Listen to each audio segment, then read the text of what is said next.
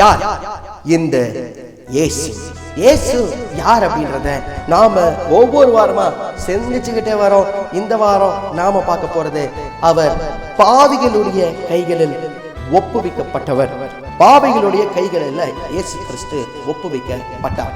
இயேசு கிறிஸ்து நம்ம எல்லாருக்கும் தெரிஞ்சதுதான். இந்த உலகத்துக்கு வந்தாரு, ஊழியம் செஞ்சாரு, பாடுகளை சகித்தாரு, சிலுவையில ஜீவனை ஒப்பு கொடுத்து மரித்து மீண்டும் உயிரோடு கூட எழுந்தவர். இயேசு கிறிஸ்து ஏன் சிலுவையில மரிக்கணும்? அவர் ஏன் இந்த பாடுகளை சகிக்கணும்? வேதம் சொல்லுது, ரத்தம் சிந்துதல் இல்லாம பாவ மன்னிப்பு கிடையாது. அப்ப இயேசு கிறிஸ்து ஒரே தரம் மரித்ததுனால, அவருடைய வெளியேற பெற்ற மாசற்ற ரத்தத்தை சிந்ததுனால இன்னைக்கு பாவ மன்னிப்பு அப்படிங்கிற மீட்பு நமக்கு இலவசமா கிடைச்சிருக்குது. இந்த சிலுவை மரணம், அதாவது இந்த ரோம காலங்கள்ல இந்த சிலுவை மரணத்தை அவங்க கொண்டு வந்து இது வரலாறுக்குரிய காரியங்கள்ல நம்ம பார்க்கலாம். அவர் ஏன் இயேசு கிறிஸ்து இந்த காலகட்டத்தில் வந்தாரு? இதுக்கு முந்தின காலங்கள்ல வந்திருக்கலாமே, இல்ல அதுக்கப்புறம் வந்திருக்கலாமே. இந்த சிலுவையில அவங்க மரித்து கொலை பண்றவங்க, அதுல சிலுவையில போடுறவங்க வந்து அவங்களுடைய ரத்தம் முழுசா புழிஞ்சு எடுத்துதான் அவங்கள சிலுவையில போடுவாங்க. இன்னும் வேதம் சொல்லுது, மரத்துல தூக்கப்பட்ட எவனும் சபிக்கப்பட்டவன். ஆகையினாலதான் கிறிஸ்து மரத்துல சிலுவையில நமக்காக சாபமாய் கல்வாரி மலையில அவர் தொங்கினதை நாம பார்க்கிறோம். இயேசு கிறிஸ்துவோட பாடுகள், the passion of the Christ, last சப்பர்ல இருந்து அவர் உயிர் திறந்தது வரைக்கும் இருக்கிறத இந்த லென்டேஸ் அப்படின்ற காலங்கள்ல நாம சிந்திச்சு பார்க்கிறோம்.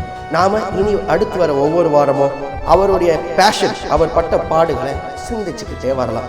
இயேசு கிறிஸ்து பாவிகளுடைய கரங்கள்ல ஒப்புவிக்கப்படுற நேரம் வந்ததுன்னு சொல்லி எருசலேமுக்கு போவாங்க.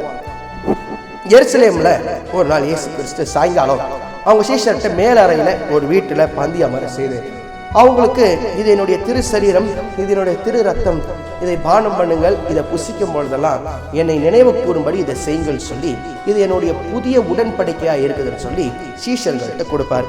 ஆகையினாலதான் இன்னி வரையிலும் நாமளும் சர்ச்சில் எல்லாம் கம்யூனியன் திருவிருந்தை கொடுக்கறாங்க. ஆனா திருவிருந்து சாதாரணமானதில்லை, அது அநேக விசேஷங்கள் உண்டு. மிகப்பெரிய மரியாதை அந்த திருவிருந்துக்கு இருக்குது. சர்ச்சில் வைக்கிற அந்த அப்பத்தையும் ரசத்தையும் ஜபம் பண்ணும் பொழுது ஆண்டவருடைய பிரசன்னம் அதுல இருக்குதுன்றதை நம்ம உணரணும். அதனாலதான் சொல்லுவாங்க, அபாத்திரமா திருவிருந்துல என்னைக்குமே பங்கு கொள்ளக்கூடாதுன்னு. இயேசு கிறிஸ்து அவர் மரிக்கும் முன்னாடி கடைசி தடவையா சீஷர்களோட பந்தி அமர்ந்து அவங்களுக்கு தம்முடைய திரு சரீரத்தையும் திரு ரத்தத்தையும் புசிக்கவும் பருகவும் கொடுத்தார். சரி, லாஸ்ட் சப்பர் முடிஞ்சிருச்சு. அடுத்து என்ன நடந்தது அப்படின்றத அடுத்த வாரம் நாம சிந்திக்கலாம். பொல்லா உலக சிற்றின்பங்கள் எல்லாம் அழியும் மாயை,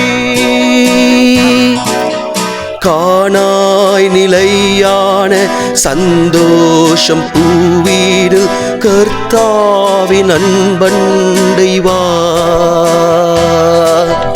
சிலுவை சுமந்த உருவம், சிந்தீன ரத்தம் புரண்டோடிதே நாதி போலவே பாய்கின்றதே.